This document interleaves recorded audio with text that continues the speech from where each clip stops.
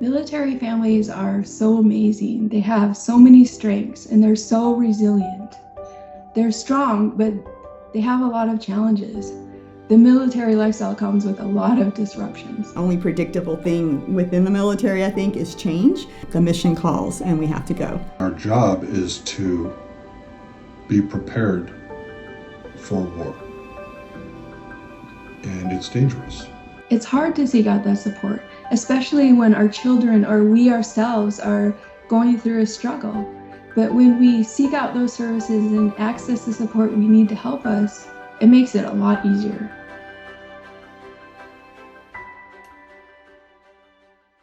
I have been married to my retired Air Force husband for 36 years, and we have experienced life as a military family. Families may be particularly stressed because of financial strains, and that could be because spouses, they have to move when the military service member moves, and this can cause a disruption to their careers. They sometimes have to find jobs again. And every time you move, there's this big disruption. The mental health struggles are sometimes really hard. We have challenges that other families don't. We have to seek out supports in every community that we live in, and sometimes those supports are accessible and sometimes they aren't. The unique nature of a military family makes resilience especially important. Military families have learned to adapt and to cope and have learned to be resilient. Military culture is close-knit.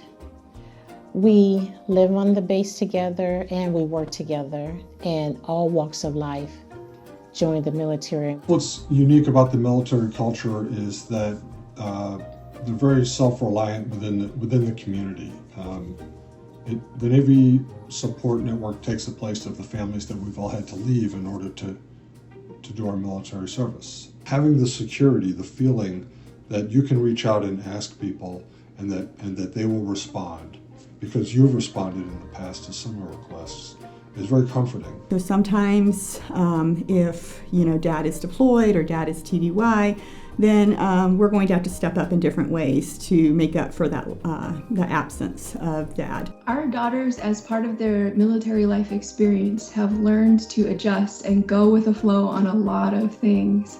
That's the most common thing.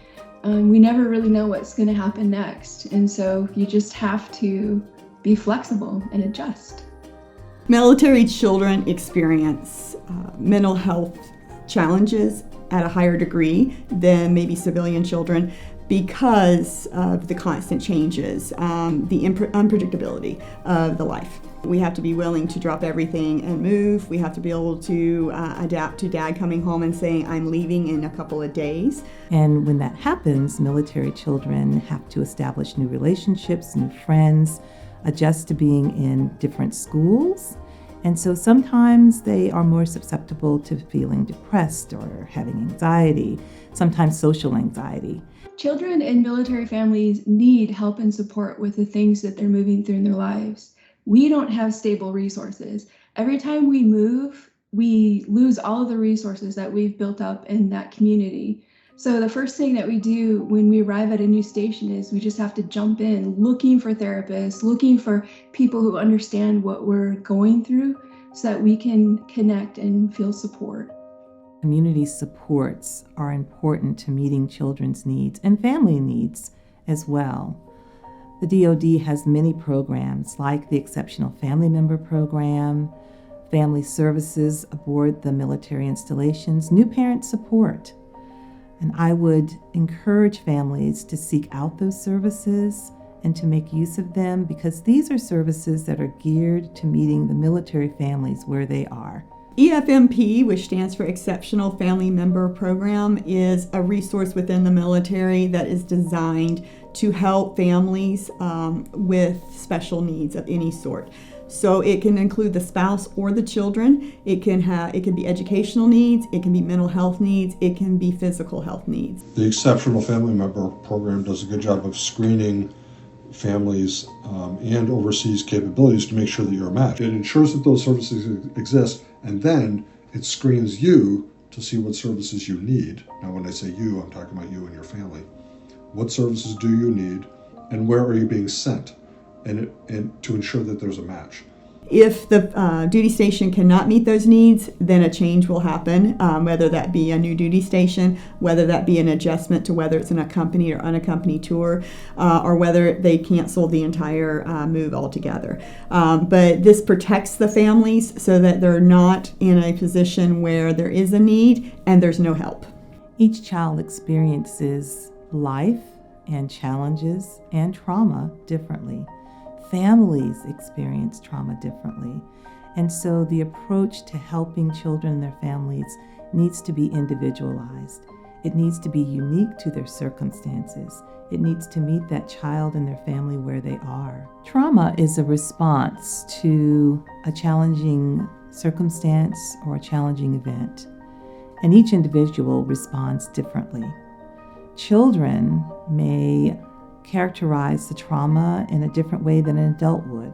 And so it's important to hear how they frame the trauma, how they experience the trauma, and the emotions that they connect with the trauma. Our children have a trauma history, and for us, we found it very helpful to educate ourselves as much as we could to understand their trauma, what works for them, what helps them, what doesn't help them. And then we took that knowledge and we would share it with teachers or any other person that interacted with our children so that they could better understand first how to reach our child and how to support our child, but also how not to upset our child. Parents are primary advocates for children who are working through trauma. And part of that advocacy is working with the schools and other community supports to understand the unique circumstances surrounding their child's trauma. There are mental health stigmas within the military, for sure. One thing, for example, is within the military members. I think there's a stigma of if you're seeking mental health help, then you're not tough, then you're not strong enough. And I think that can easily filter down to the children. We can serve our country and we can advocate exceptionally well, even serving in the military. It's important to have conversations with the entire family unit to allow everyone to express how they're feeling, to allow everyone to express their ideas about how to overcome these challenges. In our family, one of our core values has always been to talk openly and honestly about the things that we're experiencing, both mentally and emotionally. We talk about it and we normalize it when we're struggling.